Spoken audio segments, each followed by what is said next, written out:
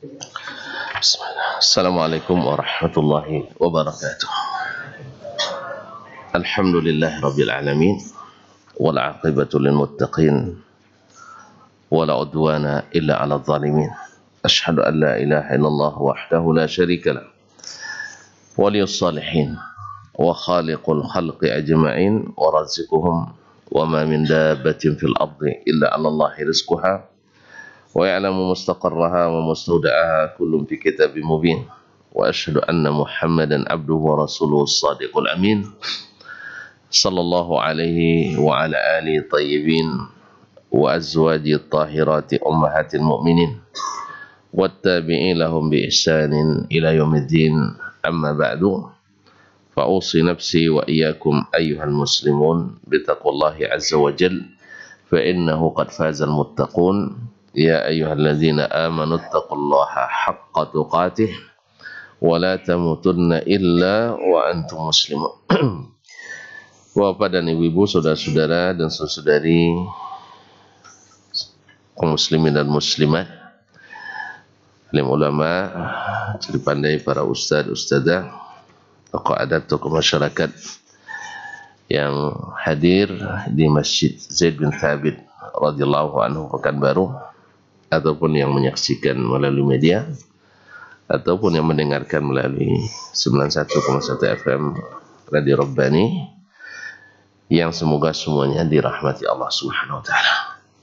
Pada pagi ini, di pagi yang mulia hari Jumat, kita kembali melanjutkan sama-sama saling mengingatkan, mudah-mudahan menjadi catatan kebaikan kita di hari yang insya Allah mengembirakan kita ketika kita diizinkan Allah di hadapannya menerima catatan kebaikan. Oleh itu mari kita bersyukur kepadanya atas taufik, atas hidayah, atas rahmat nikmat yang diberi. Mudah-mudahan kita senantiasa diberi salawat dan salam kepada Nabi alaihi salatu wassalam, yang senantiasa menyuruh kita untuk berada di majlis-majlis zikir dan majlis ilmu. Kaum muslimin dan muslimat dirahmati Allah, masih dalam bab Jumalil Faraid. Imam Asy-Syafi'i rahimahullah menyebutkan kepada kita bahwa di antara ayat-ayat Al-Qur'anul Karim berisi garis-garis besar, aturan-aturan umum tentang suatu hukum atau suatu masalah dalam syariat. Di antaranya kemarin terakhir adalah tentang salat khauf. Qala rahimahullah ta'ala wal ayatu allati dzukira fiha salatul khaufi qaulullah, dan ayat yang padanya disebutkan salat al-khauf adalah firman Allah, wa idza darabtum fil ardi falaysa 'alaikum junahun an taqsuru minas salah.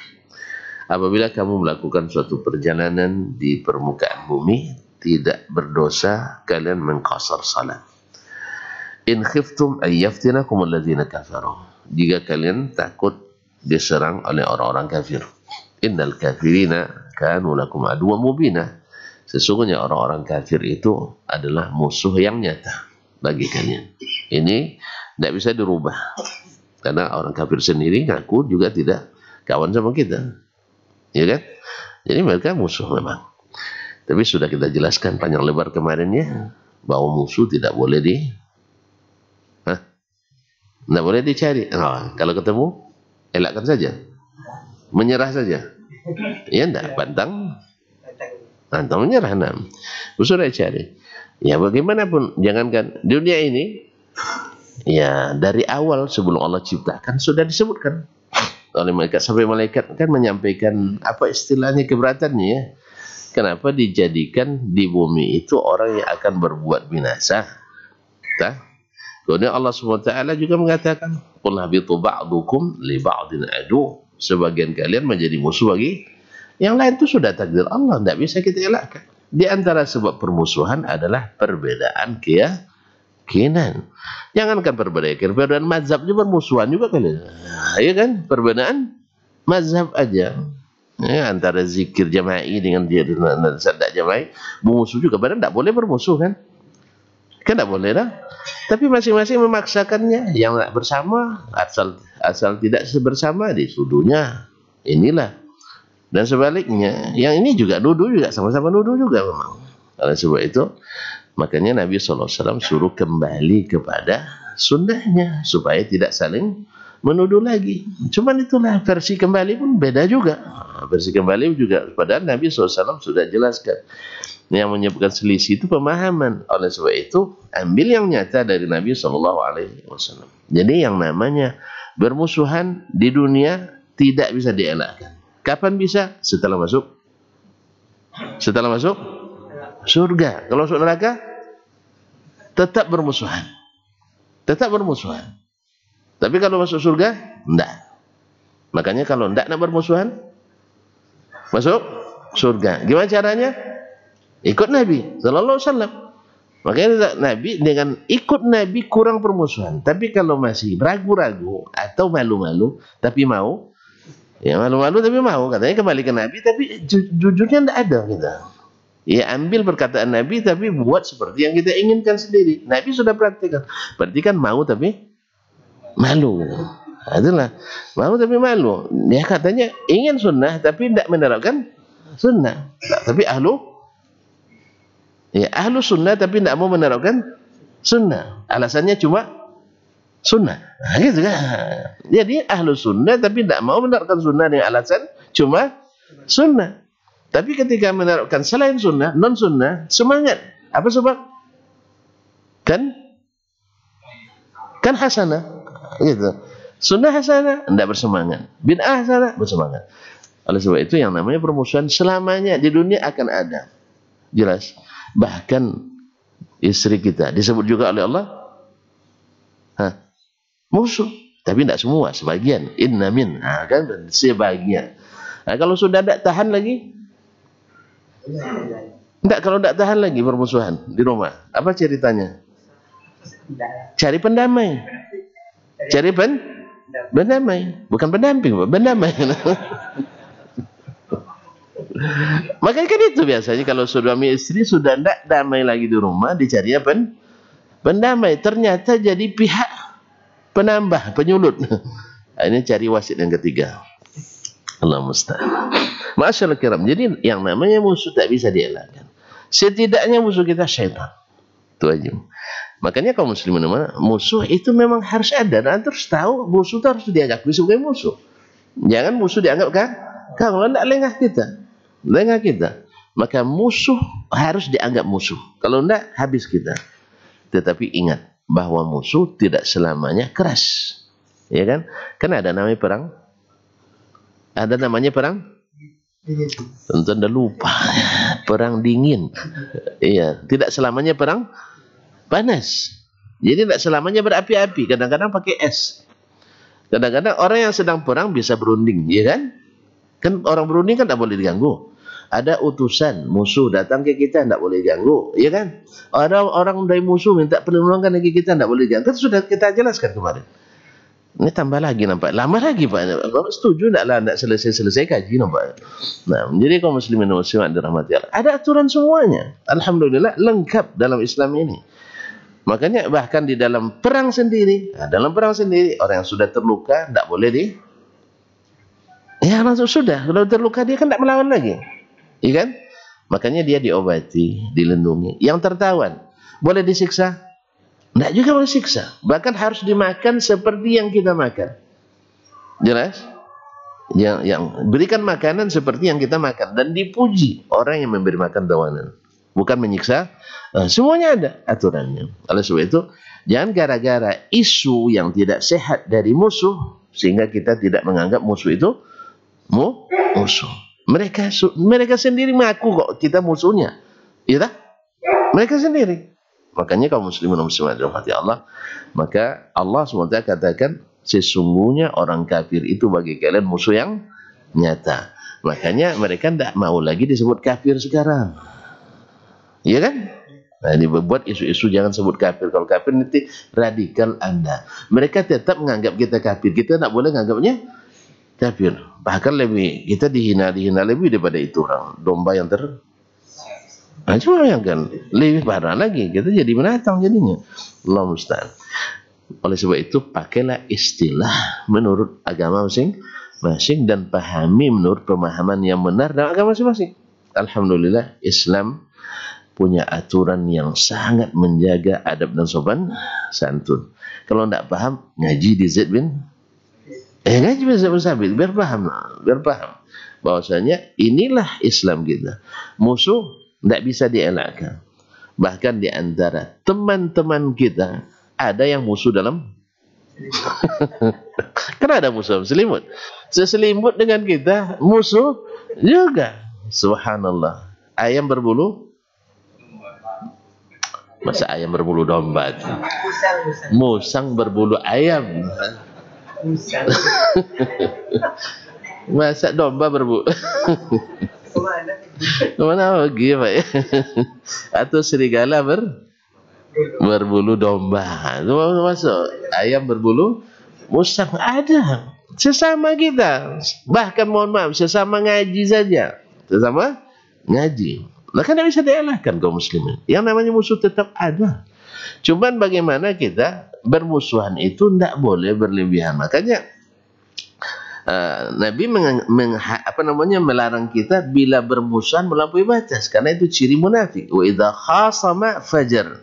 Bila berkhasumat, bila berlawan, dia melampaui batas. Ini ciri munafik. Bermusuhan silakan, tidak ada masalah. Antum tidak setuju silakan, tapi jangan melampaui batas. Ini tidak, bermusuhan ini melampaui batas. Tidak boleh orang ngaji, apa sebab ngaji tidak sama. Akan melampaui batas namanya. Kita kan tidak sampai gitu. Ya, jangan memfitnah orang. Ini banyak terjadi gara-gara kajian tidak sama, pergi sana sini menebar fitnah. Hati-hati, berbahaya. Berbahaya. Apa yang bahaya? Awak yang berbahayanya. Iya, orang dah ngaji, gara-gara kamu tidak ngaji orang selamanya. Iya kan? Dah lama orang ngaji, dah 2 tahun misalnya suatu tempat, dah ramai, orang dah bagus-bagus, habis itu datang dia sekali saja datangnya, membubarkan kajian, besok tidak datang-datang lagi. Hebat. Hebat tak? Harusnya kalau memang ini kaji tak bagus, maka ganti dengan kaji yang bagus. Tidak apa-apa, teruskan. Tapi jangan biarkan orang kita bubarkan sekali, habis itu orang kampung tu tidak ngaji sama sekali. Ini dosanya luar biasa nih kaum muslimin. Jelas. Awak kan tak penting ngaji sama kita, ngaji sama orang lain. Yang penting masyarakat tetap ngaji. Itu penting itu. Yang penting masyarakat berilmu. Nah ilmunya berbeda, itu biasa yang nama perbedaan pemahaman kan mungkin. Awak dengan bini ada sepemahaman semuanya, ya kan? Ya, kita dengan bini kita sepemahaman, enggak juga kadang. Pak Edi putar radio ini, istrinya putar radio ini. Kenapa enggak ini sayang? Saya lebih senang dengan ini. Ini enggak. Nah, kan biasa tuh? Bisa aja. Nah, biasa saja ada sebagian ustaz, istrinya curhat, bukan sama saya, sama dia sama ini. Apa namanya? Dia tidak suka dengar suaminya yang ceramah, dengar suami orang pula dia dengar ceramah. Kalau dia diam saja tidak apa-apa, ini dikasih tahu pula sama suaminya. Aku tidak suka dengar abang lah dengar. Akhirnya kalau pas suaminya lagi marah dia bilang, pergi ke rumah dia, jangan sini katanya. Kan bahaya jadinya. Kalau ada istri yang kayak gitu, suaminya tidak suka dia dengan ceramah suami, jangan bilang sama suaminya tidak. Nanti bikin sakit hati suami nanti. Jangan-jangan, akan bahaya nih. Jangan. Mohon maaf, agak panjang dikit. Tidak apa-apa ya. Tentuan emosional nampaknya. Jadi Allah SWT katakan memang orang-orang kafir itu musuh. Dah. Tapi ingat, musuh tidak boleh bukan tak boleh cari, tak boleh dizalimi kan itu. Konsep kita musuh tidak boleh dizalimi. Siapapun, biar orang dekat, musuh dalam selimut, musuh berdoa dan sebagainya, tidak boleh dizalimi. Tapi kita harus hati-hati dan bersiap dalam segala keadaan. Yang penting adalah persiapan iman dan keyakinan. Wa qala, Allah berfirman, wa idza kunta fihim, dan apabila kamu berada bersama mereka, itu orang-orang beriman di dalam keadaan perang. Dalam keadaan perang. Fa aqamta lahumus shalah, lalu kamu dirikan salat bersama mereka, faltakum ta'ifatun minhum fa'mak. Hendaklah sekelompok, mereka dibagi dua atau dibagi dua. Di sini salah satu bagi dua. Ta'ifatun minhum ma'ak, sekelompoknya salat bersamamu. Wal ya'khudhu aslihatahum, dan hendaklah mereka membawa langsung senjatanya. Padahal hukum asalnya ke masjid boleh bawa senjata? Tidak boleh bawa. Dan tidak boleh juga di depan kaum muslimin menghunuskan senjata. Tidak dibolehkan. Tetapi kalau dalam kondisi perang, ya harus dibawa. Fa'idha sajadu, apabila mereka sajadu, sudah sujud, maksudnya selesai satu rakaat, faliyakunu min waraikum. Mereka mengundur ke belakang. Artinya setelah mereka selesai sholat. Selesai sholat, mereka menggantikan posisi yang tadi berjaga. Wal ta'ti ta'ifan ukhra, dan datang kelompok yang tadi berhadapan dengan musuh, sekarang ganti posisi sholat bersama Nabi. Lam yusallu fal yusallu ma'ak. Hendaklah mereka belum sholat, dan hendaklah sholat bersamamu. Ini kan garis besarnya. Seperti apa? Jelaskan dalam sunnah Nabi alaihissalatu wassalam. Dia kan tidak dijelaskan Nabi, kan dia sholat dengan rombongan pertama. Apakah 2 rakaat? Ya kan? Kemudian yang kedua 2 rakaat lagi Nabi, atau 1 rakaat? Dan bagaimana sallallahu alaihi wasallam menunggunya? Kan tidak jelaskan dalam ayat, hanya garis besar. Hadis menjelaskan. Qala akhbarana Malik, telah menjelaskan kepada kami Imam Malik Ibn Anas, Imam Darul Hijrah, an Yazid bin Harun dari an Yazid ibn Ruman, dari Yazid ibn Ruman, an Salih ibn Khawwat, jadi Salih ibn Khawwat ibn Jubair al-Madani, amman shalla ma'a Rasulullah SAW, dari orang yang pernah salat bersama Rasulullah SAW. Berarti siapa dia? Kalau pernah bersama Nabi, sahabat. Kalau sahabat tidak ketahui orangnya, tidak masalah. Apa sebab? Sahabat semuanya udul, sahabat semuanya adil, sehingga riwayatnya diterima. Karena apa? Allah sendiri yang sudah menerima mereka. Masa kita tidak terima? Radhiyallahu anhum wa radhan. Maka ittifaq ahli sunnah bahwa sahabat sekalipun tidak diketahui jati dirinya, asal dia sahabat, maka riwayatnya diterima atau sahih. Tetapi datang dalam riwayat lain bahwa yang dimaksud adalah Khawwat atau Jubair, Khawwat ibn Jubair, ayahnya si Salih ibn Khawwat tadi. Dan di riwayat lain mengatakan adalah Jabir ibn Abdullah ibn Amr ibn Haram al-Ansari al-Khazraji. Kalau demikian berarti sudah diketahui siapa orangnya, selesai masalah. Bahwasanya mereka adalah sahabat Nabi alaihi salatu wassalam. Amman shalla ma'a Rasulillah sallallahu alaihi wasallam salat al-khawf yaum zatir riqa, yaitu orang yang salat bersama Rasulullah sallallahu alaihi wasallam salat al-khawf, yaitu salat dalam keadaan takut, yaum zatir riqa, pada waktu perang zatir riqa. Kita sudah jelas zatir riqa, ar-riqa jamak ruqa'ah atau riqa'ah, yaitu sobekan-sobekan kain. Kain yang disobek atau lebih kain lalu dijadikan sebagai pembalut luka, karena pada waktu itu banyak di antara sahabat, karena juga di musim dingin, kemudian perjalanan yang berat dan terjal, sehingga banyak kuku mereka yang terlepas, maka mereka membalut kukunya dengan sobekan kain, sehingga disebutlah dengan riqa jamak, yaitu banyaknya balutan-balutan kain pada luka sahabat, khususnya di jari kakinya. Allah musta'an. Semoga Allah meridai mereka. Anna ta'ifatan saffat ma'ah, bahwa sekelompok dari sahabat berbaris atau bersab-sab bersama Nabi sallallahu alaihi wasallam. Wa ta'ifatun wujahal adu, dan sekelompok lagi berada di front depan berhadapan dengan musuh, karena musuh bukan di arah kiblat sekarang, musuh bukan di arah kiblat. Kalau di arah kiblat lain lagi cara salatnya nanti. Nah, kalau kiblat lain lagi dijelaskan dalam hadis lain, nanti cara salatnya lain. Naam, wujah al-adu fa shalla bil ladzina ma'ahu rak'ah, lalu beliau salat dengan sahabat yang bersamanya, rombongan pertama 1 rakaat. Thumma thabata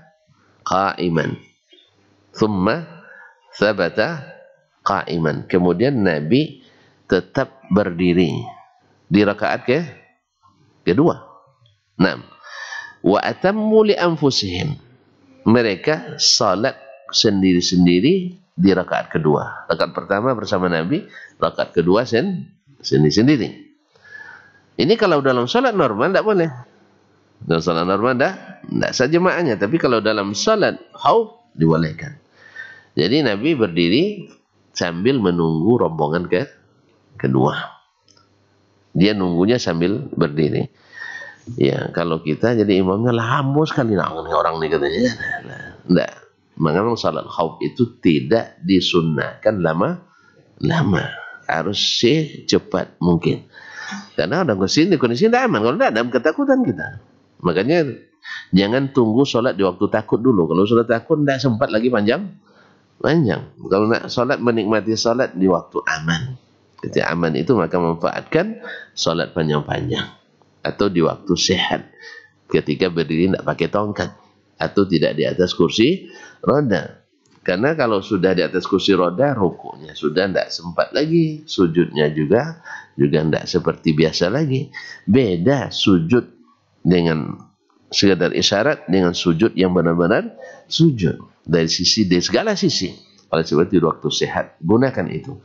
Karena ketika kita sakit, semua yang kita kerjakan di waktu sehat itu, seolah-olah masih tetap kita kerjakan walaupun sudah terhalang oleh sakit kita. Maka kaum muslimin dan muslimat, Nabi katakan, iqtanim khamsan qabla khamsin. Ya, manfaatkan yang 5 sebelum datang yang 5. Di antaranya waktu sehat sebelum sakit, waktu lapang sebelum sempit. Nah, waktu kaya sebelum miskin, waktu hidup sebelum mati. Waktu muda sebelum tua. Sekarang masih muda semua. Iya. Edi pun nampak muda. Ya, karena sering kawannya anak muda terus. Masya Allah. Barakallahu fiik. Semoga Allah panjangkan umurnya, banyak manfaatnya. Ma'asyiral kiram dirahmati Allah. Tsumma sarafu fasaffu jaladu. Yang selesai tadi pergi dan bersaf atau berada di posisi di depan musuh, di front terdepan. Waja'at at-ta'ifatul ukhra. Yang tadi berjaga berhadapan dengan musuh sekarang datang. Ya, ini dalam kondisi bukan sedang perang, sedang berkecamuk ini. Kalau sedang perang berkecamuk tidak seperti ini lagi. Ini kondisi musuh ada di posisi ini, tapi bukan dalam kondisi perang berkecamuk. Kalau sedang perang berkecamuk nanti fasallu rijalan au rukbana. Boleh salat dalam keadaan berjalan atau dalam berkendaraan. Nah, ma'asyiral kiram. Waja'at ta'ifatul ukhra, datang yang tadi berjaga-jaga, fasalla bihim rak'atan allati baqiyat min salatihi. Nah, dia kan tadi berdiri nunggunya. Sehingga mereka takbir dan masuk berdiri, lalu Nabi melanjutkan salat bagi Nabi rakaat kedua dan bagi mereka rakaat pertama. Jadi Nabi salat rakaat pertama dengan rombongan pertama dan salat rakaat keduanya dengan rombongan yang kedua. Jelas? Baiklah kaum muslimin dan muslimat dirahmati Allah Subhanahu wa taala. Wa shalla bihim rak'atan allati baqiyat min salatihi, lalu beliau salat rakaat yang masih tertinggal, yaitu 1 rakaat. Thumma thabata jalisan. Kemudian beliau menunggu yang rombongan kedua sambil duduk. Karena dia sudah 2 rakaat. Berarti nunggunya sambil duduk. Tadi nunggu sambil berdiri. Jadi payah juga jadi imamnya. Ya, tadi imam. Kapan berdiri, kapan duduk, dan harus menunggu jemaah. Jadi memang imam dihormati, tapi dia harus sekali-kali nunggu jemaah. Artinya apa? Imam kaum muslimin dan muslimat juga harus memperhatikan keadaan jemaahnya. Keadaan jemaah.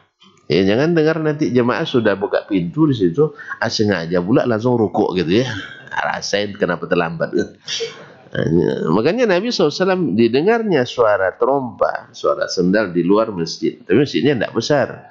Ya, jangan trompa di luar Masjid Nabawi ditunggu juga. Nah, ini bisa 1 rakaat nunggu ini. Nah, maksudnya masjid-masjid kita yang Masjid Nabi kan waktu itu kan kecil dari ini di masa Nabi SAW. Dengannya suara sendal di luar, maka dia panjangkan sedikit. Berapa lama lah?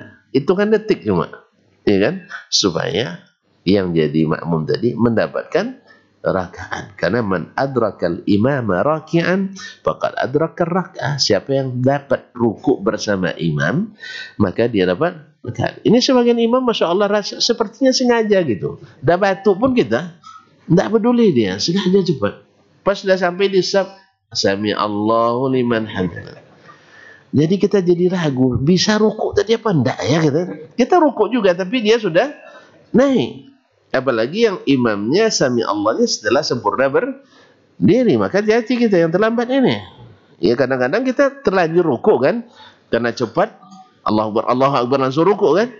Ya ternyata imam sudah i'tidal. Maka kita tidak menemukan imam dalam keadaan rukuk. Makanya imam juga tolong diperhatikan ini. Ya bahwasanya ya sekali-sekali menenggang makmum. Karena makmum udah sering nenggang kita, terlambat pun kita ditunggunya. Iya kan? Masa sekali-kali kita tidak menenggang? Itu penting itu. Jadi makmum menenggang imam. Makanya kalau terlambat imam jangan bilang kamat. Dah hak kita tunggu imam itu. Kita menenggang juga. Bahkan mungkin lebih sering kita yang menenggang imam kan?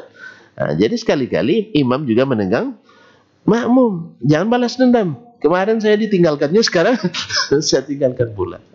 Sengaja tengoknya siapa yang komat kemarin. Belum datang dia sekarang. Akhirnya dia sengaja cepatkan sholat. Allah musta'an. Kaum muslimin dan muslimat dirahmati Allah. Thumma thabata jalisan. Nabi tetap duduk menunggu. Wa atammu li anfusihim. Kemudian mereka berdiri menambah 1 rakaat. Thumma sallama bihim. Kemudian baru beliau bertasyahud akhir bersama rombongan kedua dan salam bersama. Jadi intinya di awal rombongan pertama memulai dengan takbiratul ihram bersama Nabi. Rombongan kedua selesai dengan salam bersama Nabi sallallahu alaihi wasallam. Dan dua-duanya fadilatnya ada. Semoga Allah SWT mudahkan kita memahaminya. Qala akhbarani man sami'a Abdullah ibn Umar bin Hafs yazkuru an akhihi, telah memberitahukan kepadaku man sami'a, orang yang mendengarkan Abdullah ibn Umar. Abdullah ibn Umar ibn Hafs ibn Umar ibn Al-Khattab, ibn Umar ibn subhanallah ibn Umar Al-Khattab Al-Umari. Ini kena dengan Abdullah Al-Umari. Sebagian mendhaifkannya, tetapi seperti Imam Az-Zahabi, tukullima fihi bila hujjah. Tukullima fihi bila hujjah. Dan yang sahih wallahu alam, banyak ulama yang menerima riwayatnya. Tapi ini mahal syahid, hanya menjadi penguat riwayat yang sebelumnya. Yazkuru an akhihi, meriwayatkan dari saudaranya, yaitu Ubaidullah ibn Umar ibn Hafs Al-Umari, yaitu Ubaidullah saudaranya ini thiqah. Ini thiqah. Kalau dia diperselisihkan, Abdullah diperselisihkan, Ubaidullah disepakati thiqah. Al-Qasim ibn Muhammad, dari Qasim ibn Muhammad ibn Abi Bakar As-Siddiq. An Salih ibn Khawwat, dari Salih ibn Khawwat, an abihi, dari bapaknya Khawwat ibn Jubair, an Nabi sallallahu alaihi wasallam, dari Nabi sallallahu alaihi wasallam, mithla hadis Yazid ibn Ruman, seperti hadis Yazid ibn Ruman yang diriwayatkan oleh Imam Malik tadi. Nah, riwayat ini kenapa disebutkan oleh Imam Syafi'i rahimahullah? Karena dia menunjukkan siapa sahabat yang tidak disebutkan dalam riwayat Imam Malik tadi, yaitu Khawwat ibn Jubair, sahabat Nabi alaihi salatu wasallam. Dengan demikian maka hadis ini sempurna, muttasil dan sahih. Wa fi hadha dilalatun ala ma wasaftu qabla hadha.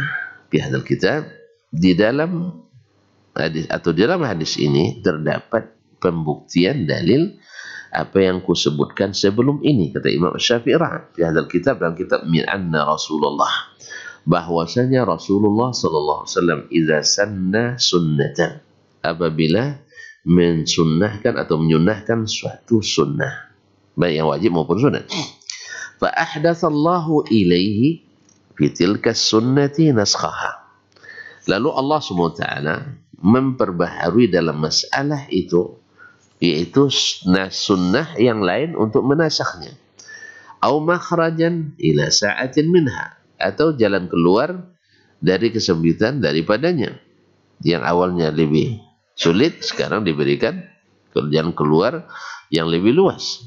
Sanna Rasulullah sallallahu alaihi wasallam Nah, di saat seperti itu Rasulullah SAW ketika Allah menasakh hukum itu sebelumnya, maka Rasulullah SAW juga menetapkan sunnah yang menasakh yang itu. Sunnatan taqumul hujjatu 'alan nasi biha, menerapkan suatu sunnah yang mendirikan hujjah bagi manusia hatta yakunu, sampai mereka innama saru min sunnatihi ila sunnati allati ba'daha, bahwa mereka berpindah dari sunnah yang satu ke sunnah yang lain. Jadi bukan hanya bukan dari amalan sunnah ke yang tidak sunnah. Artinya apa? Andainya kan sebelum itu salat dalam kondisi biasa seperti ini, sampai Nabi SAW salat di perang Khandaq 4 salat dalam satu waktu. Lalu ini dinasakh dengan turunnya salat khauf dari Allah SWT. Nah, ketika Allah menasakh atau merubah sesuatu yang awalnya belum ada salat khauf seperti ini, padahal Nabi sudah melakukan salat seperti itu di jamak 4 waktu dalam satu waktu, maka Nabi pun mencontohkan sunnah itu supaya mereka bukan menafsirkan sendiri ayat Al-Quran itu, tapi tafsirannya ada dalam sunnah Nabi SAW, sehingga mereka dari satu sunnah pindah ke sunnah yang lain. Ini penting dipahami supaya tidak bebas orang menafsirkan Al-Quran lalu membuat suatu amalan yang sebenarnya bukan itu yang dimaksudkan, walaupun secara makna umum bisa saja ditafsirkan dengan itu. Jelas? Contoh konkretnya, ya, berapa banyak perayaan diadakan oleh orang dalam agama atas nama agama. Sebagian malu-malu menyebutkan ini bukan agama tapi di budaya katanya. Sebagian mengatakan itu, padahal ingin pahala. Masa budaya bisa bikin pahala? Dan berkaitan dengan amaliyah ibadah. Lalu diadakan dengan alasan ayat yang bersifat umum, qul bi fadlillahi wa bi rahmatihi fabidzalika falyafrahu wa khairun mimma yajma'un. Ini ayat umum sekali, katakanlah dengan karunia dari Allah dan rahmatnya hendaklah mereka bergembira. Jelas? Itu lebih baik dapat mereka kumpulkan. Sehingga dari ayat ini lahir berbagai perayaan dalam Islam, dinamakan hari besar Islam. Padahal ayat ini lama dan diulang-ulang oleh Nabi, kemudian dibaca oleh sahabat, diulang-ulang oleh sahabat. Tapi mereka tidak mengadakan hari-hari besar selain yang dibesarkan oleh Nabi SAW. Sehingga berpindah dari satu sunnah ke yang tidak sunnah. Kan itu jadinya. Dari satu sunnah ke tidak sunnah. Membesarkan hari yang tidak dijadikan perayaan dalam Islam akibat menafsirkan sendiri ayat tanpa merujuk Nabi SAW. Padahal kalau merujuk para ulama tafsir, khususnya al-mutaqaddimin seperti Ibn Abbas, Mujahid, Qatadah, menafsirkan ayat qul bi fadlillahi, katakanlah dengan fadlullah, itu agama Islam dan Al-Quran, wa bi rahmatihi, dan rahmatnya itu Rasulullah SAW, kan dengan Al-Quran dan agama Islam, wa bi rahmatihi, dan rahmatnya itu Rasulullah SAW, wa ma arsalna illa rahmatan lil alamin. Fabidzalika falyafrahu, hendaklah mereka bergembira dengan itu. Hendaklah mereka bergembira dengan itu. Dengan apa? Ya, gembira itu tidak mesti hari raya. Kita bersukacita dengan hari itu, yaitu bahwa kita alhamdulillah kita diberikan petunjuk oleh Allah SWT mengikuti Al-Quran dan mengikuti Nabi SAW dan masuk Islam. Tidak mesti menjadi sebuah perayaan. Kalau seandainya itu yang dipahami oleh Nabi, tentu lahirnya Nabi jadi perayaan di zaman Nabi, turunnya Al-Quran jadi perayaan di zaman Nabi. Jelas? Bahkan turun ayat terakhir, al-yawma akmaltu lakum dinakum, ya, sampai ada pendeta Yahudi mengatakan kepada Umar bin Khattab, andainya turun ayat ini kepada kami jadikan hari raya. Lalu Umar katakan, saya tahu kapan turunnya, di mana turunnya, seperti apa turunnya, bagaimana Nabi SAW ketika ayat itu turun. Tapi apakah Umar menjadikan hari raya? Hari terakhir turunnya Al-Quran, atau hari pertama turunnya Al-Quran, hari pertama Nabi dilahirkan, hari Nabi diangkat jadi Nabi, hari Nabi SAW masuk Islam. Misalnya, kan ya Islam pertama, harusnya mulai dakwah Islam itu harus jadi hari raya juga seharusnya. Ini terlambat kita nih. Wafatnya Nabi harus jadi hari raya biar tambah libur kita. Iya kan? Kan asalnya kan mencontoh orang lain kita. Seperti kata Nabi SAW, kalian akan ikut orang-orang sebelum kalian. Siapa? Yahudi dan Nasrani. Iya, siapa lagi? Nah, iya. Kita mencontoh ada Maulid karena ada kelahiran Isa Al-Masih. Tinggal lagi wafatnya. Wafat Nabi sudah jadi hari besar belum? Masukkan.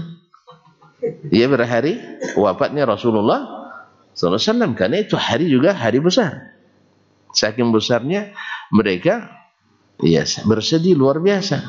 Nanti kita jadikan hari raya bersedih. Hari raya bersedih gitu. Siapa yang tidak nangis hari itu berarti tidak cinta Nabi. Iya kan? Sama dengan siapa yang tidak gembira ketika hari Maulid tidak cinta. Kan itu keadaannya. Siapa yang tidak bergembira dengan kelahiran Nabi, tidak merayakannya berarti tidak cinta Nabi. Nanti kita buat pula, siapa yang tidak nangis waktu wafat Nabi berarti tidak cinta Nabi.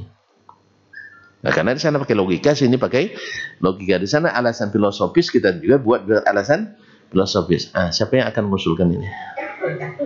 Draft undang-undangnya nih. Hari wafatnya Nabi Muhammad SAW.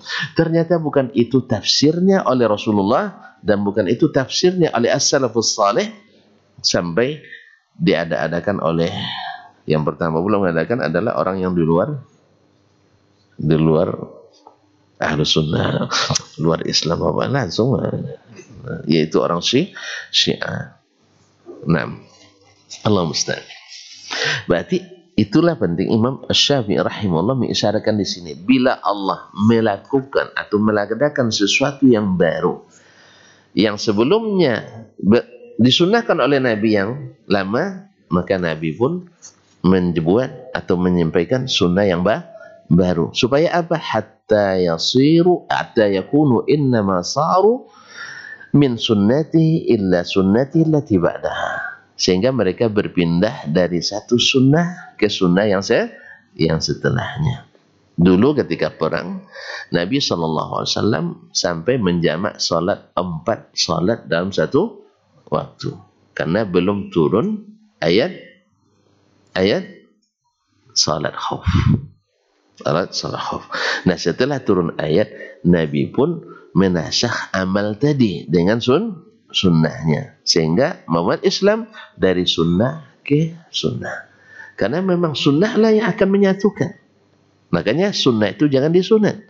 Ini kadang-kadang yang sunat disunat, yang alasan kan cuma sunat, tapi yang tambahan dibela-belain dengan alasan kan baik.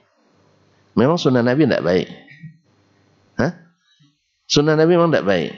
Alasan ini kenapa tidak? Oh, ini kan cuma sunat, Pak.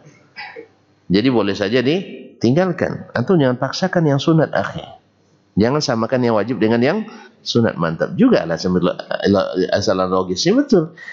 Jangan samakan yang wajib dengan yang sunat. Kan itu cuma sunat. Jangan paksa orang. Tapi pas yang bukan sunnah dipaksakan. Awas kalau tak ikut, tidak dikuburkan kalau mati.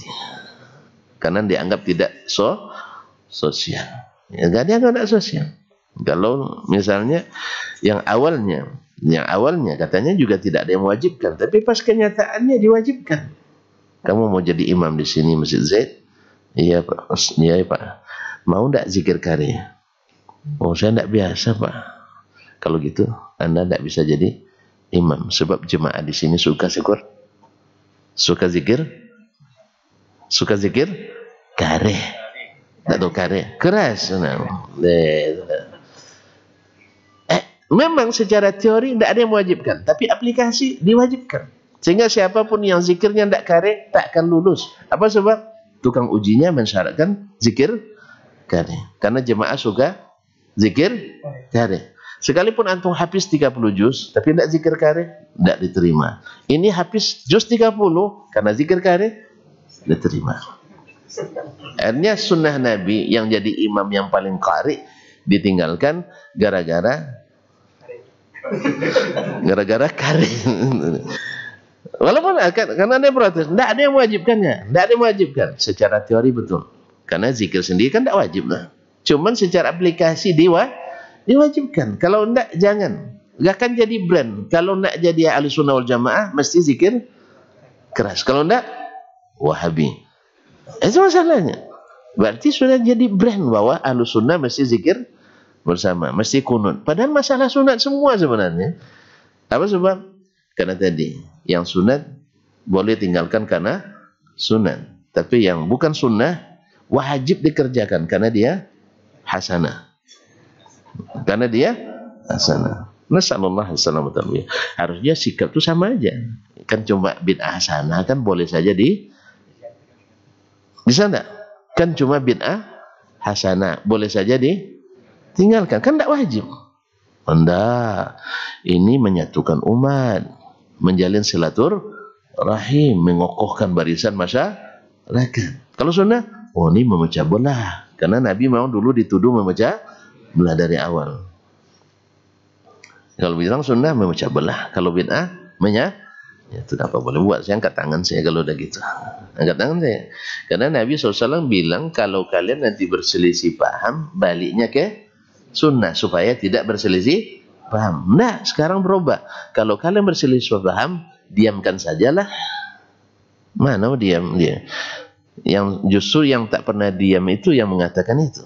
Saling memahami, tidak pernah paham. Itu katakan, saya dengar seorang ulama besarnya mengatakan kita tidak boleh saling menyalahkan.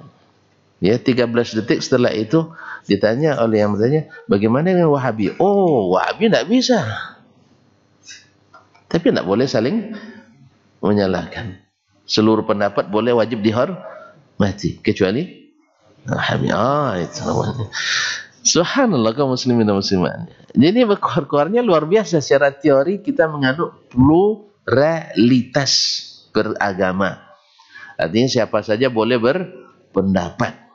Ya, tidak boleh disalahkan. 13 detik saja, tidak sampai 13 menit, 13 detik berubah. Yaitu kecuali Wahabi. Berarti Wahabi tidak dianggap pendapat. Karena orangnya tidak ada yang pintar satupun. Semuanya orang-orang yang tidak berakal, orang-orang yang bongak-bongak dan sebagainya. Ya. Nah, saya tidak tanya yang ngaji-ngaji ini, tapi kita di sini kan tidak ada Wahabi kan? Jadi aman kita sekarang. Di sini ada Wahabi, alhamdulillah. Saya pun tidak pernah dapat sertifikat Wahabi. Alhamdulillah, silabus saya bawa pulang. Ada. Tidak ada namanya mata pelajaran. Kalau ke ormas kan ada kan, misalnya kalau ormas ini, tahu anggaplah ormas Dasmania, Dasmanian kan ada kan? Ada kan? Ada. Nah, kalau di sana tidak ada Wahabian, tidak ada. Alhamdulillah. Semuanya disuruh digiring kita Al-Quran was sunnah ala fahmis salafis salih. Itu aja. Tergantung kita sampai di mana kita bisa mengikutinya. Kan tidak mungkin seragam semuanya, betul kan? Sebagaimana as-salaf juga tidak seragam dulu dalam amaliyah far'iyah, amaliyah furu', tidak kan seragam. Malik sama Syafi'i seragam? Tidak. Syafi'i dengan Ahmad seragam? Tidak. Kita harus juga siap untuk menerima itu. Abu Hanifah dengan Malik seragam? Tidak juga. Harus siap dengan itu. Cuman dalam manhaj mereka sama. Bila jelas dan tegas, sharih dan paham dia, bisa dia terima hujahnya, dia ikuti. Kalau kita kan enggak, bukan karena masalahnya jelas enggak jelas, masalahnya mau enggak mau. Begitu masalahnya. Kalau mereka enggak. Makanya mereka enggak seragam. Jadi jangan dipaksakan seragam enggak. Nanti antum bikin yang enggak ngaji di Zaid bin Sabit enggak sunnah. Yang enggak ngaji di sini. Itu bahaya nanti. Karena kalau semua ngaji di sini enggak muat masjidnya.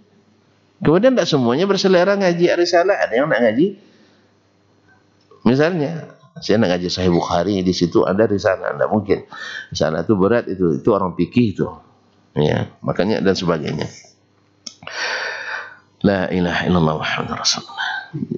Jelas sobat aja. Jadi Nabi bila Allah membuat hukum baru, Nabi juga terapkan supaya umat beralih dari satu sunnah ke sunnah yang lain. Artinya apa? Teori ada, aplikasi nyata. Oleh sebab itu tak perlu kita mencari selain itu kecuali dalam kondisi yang memang qabil ijtihad, yang boleh berijtihad di dalamnya. Tapi kalau masalah yang tidak bisa diijtihad, tidak boleh kita berijtihad di dalamnya. Seperti yang dibagi oleh para ulama.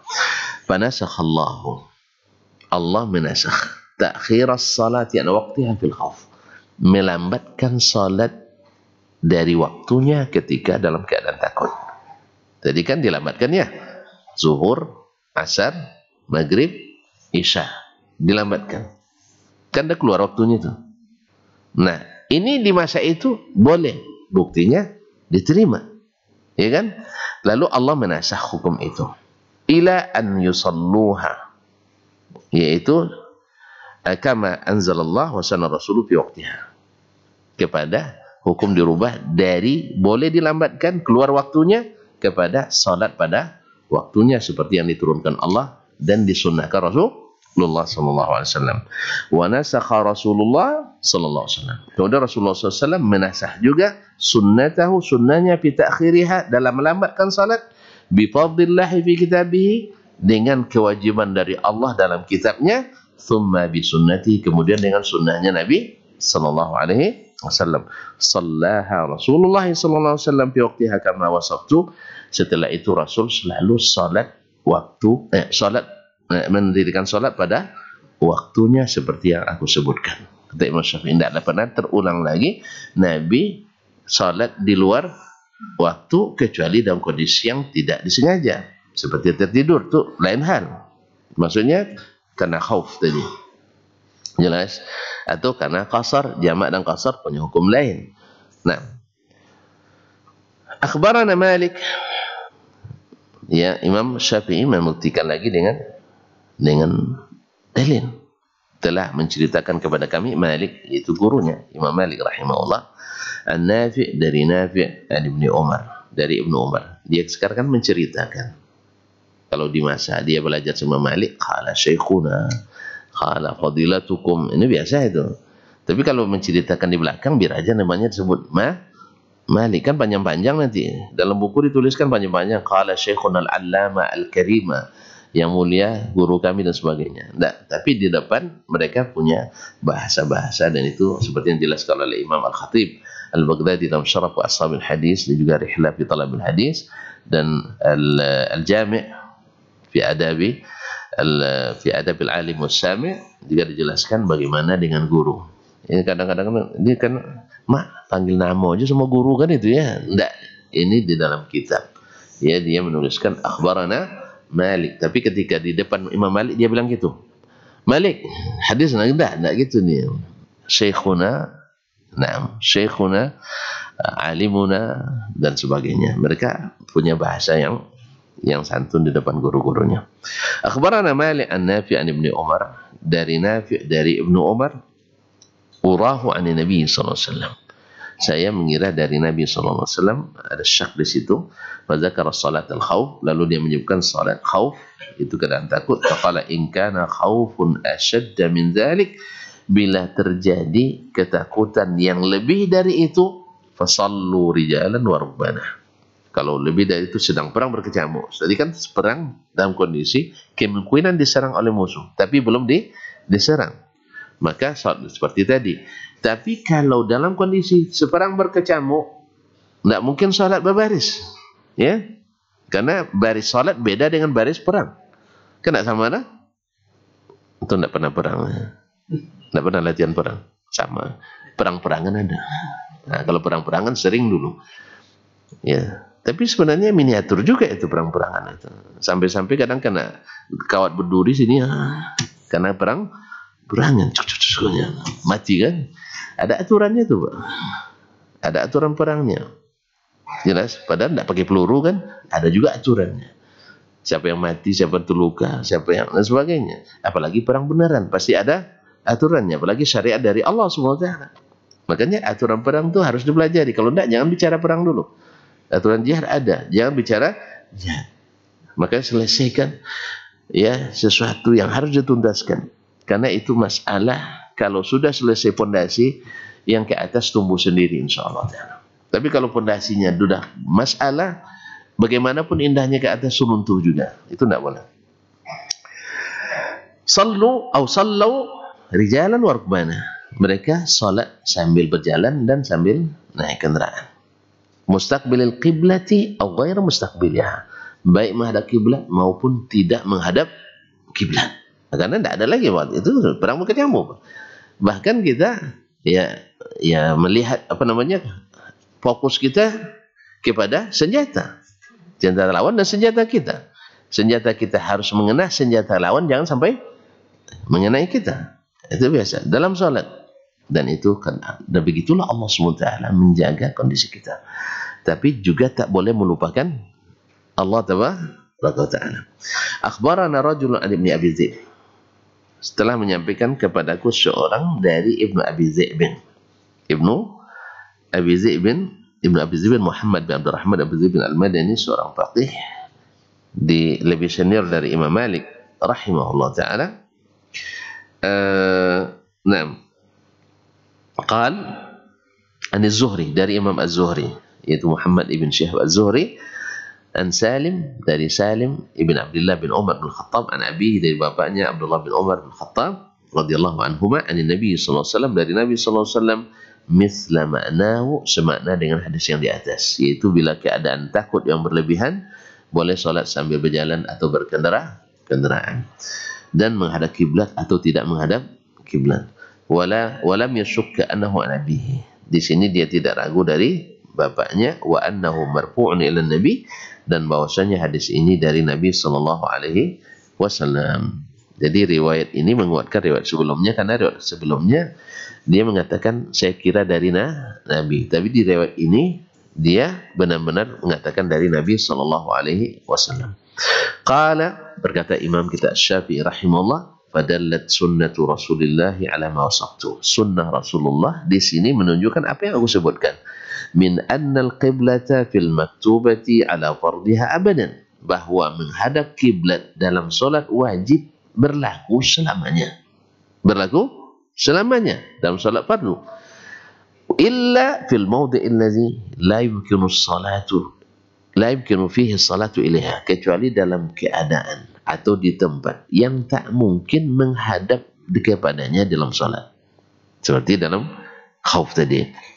Wadzalika indal musayafah, ketika terjadi perang berkecamuk. Musayafah dari saif, yaitu saling bersilang pedangnya, jadi saling berperang, artinya sedang berkecamuk. Wal harabi, atau dalam kondisi mundur sendiri kan tidak boleh, lari kan tidak boleh, tapi disuruh mundur oleh pimpinan itu boleh. Nah, tapi kalau lari sendiri terlanat kita.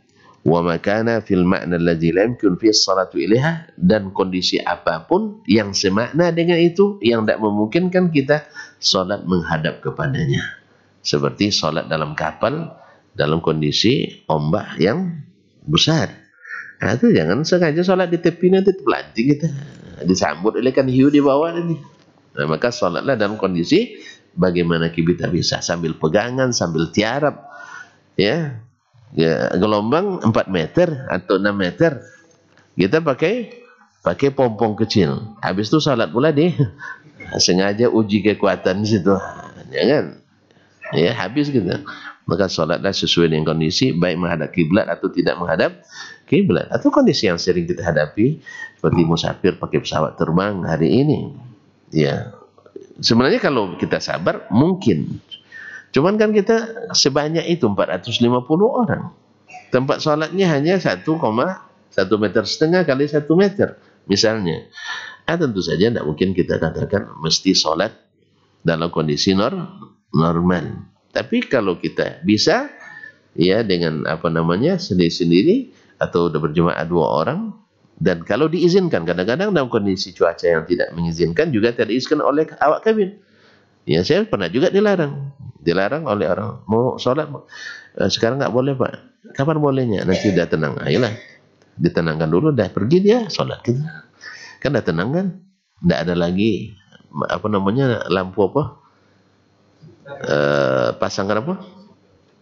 Bahasa kita lah. Ikat pinggang pengaman. Seatbelt ya. Memang kalau ndak sebut seatbelt ndak canggih nampaknya. Sebutkan bahasa fasten your. Teruskan nak seatbelt.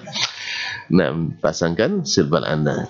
Kalau sedang sudah mati lampunya itu kan boleh kita berjalan kan? Berjalan aja boleh, masa solat ndak? Nah, itulah. Kan itu kias aula. Makanya perlu juga ahli usul fikih di situ. Iya, orang berjalan saja boleh, apalagi salat. Malah lebih bahaya berjalan atau diam. Dan pesawat itu lebih bahaya berjalan. Diam kan bisa bergantung kita cepat, kalau berjalan kan enggak. Jadi kayak gitu. Kadang-kadang nah kalau kondisi mau tidak dibolehkan, maka salatlah pada tempat masing-masing walaupun tidak menghadap kiblat. Kiasan ala dzalik, dikiaskan pada kondisi yang tak memungkinkan tadi. Tapi kalau masih bisa laksana. Sama dengan pakai air di pesawat. Orang Indonesia pakai air pesawat nanti banjir pesawat. Karena orang kita pada umumnya tidak bisa wudhu dengan air kecuali minimal 1 ember. Wudhunya, tapi pas siram WC-nya 1 gelas. Nah, itu yang terbalik itu. Ini harus dipahamkan. Siram WC-nya minimal 1 ember. Ya, wudhunya maksimal 1 gayung lah maksimalnya. Ini enggak, nyiram WC-nya 1 gelas, pas wudhunya 2 ember. Padahal di nyiram WC itu diperlukan air banyak, wudhu airnya sedikit.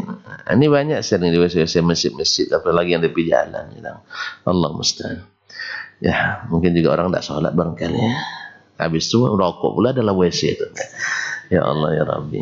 Tanda tidak baik merokok dalam WC pun merokok. Habis itu orang pusing dan pesing di dalamnya. Yang bercampur asap rokok dengan yang tidak disiram tu. La haula wala quwwata illa billah. Oleh sebab itu kaum muslimin tuan kalau mampir di tempat orang WC umum, buanglah rokok tu di luar dulu. Ya. Minimal jangan menyakiti orang. Apalagi WC ada gratis pula tu kadang. Ya, apalagi ada perintah kalau pada yang fasilitas umum WC-nya harus gratis. Tapi kayaknya di kita kalau gratis pasti tidak ada yang bersihkan. Kalau itu bayar aja lah. Kan cuma 2.000. Iya Pak. Tapi WC-nya bersih. Karena kalau tidak ada yang tidak bayar kan tidak dibersihkan orang kadang. Dibersihkan sekali 3 hari. Sekali 3 menit aja tidak dibersihkan dah. Begitu teruknya kita. Allah Ustaz. Baik. Baiklah kaum muslimin dan muslimat yang rahmati Allah. Sekira sudah jelas selesai dalam bab ini. InsyaAllah besok Imam Syafi'i akan mencontohkan bahwa ada hukum mujmal dalam masalah zakat dan Nabi SAW menjelaskannya secara lebih rinci lagi insyaAllah ta'ala. Oleh situ di sininya pentingnya untuk kembali ke sunnah Nabi SAW. Sampai dan sebenarnya ada satu poin tapi nanti panjang lagi. Terima kasih dan mohon maaf. Wallahu ta'ala alam wa sallallahu ala nabiyyina Muhammad wasallam wa subhanakallahumma bihamdika asyhadu an la ilaha illa anta astaghfiruka wa atubu ilaik. Wassalamualaikum warahmatullahi wabarakatuh.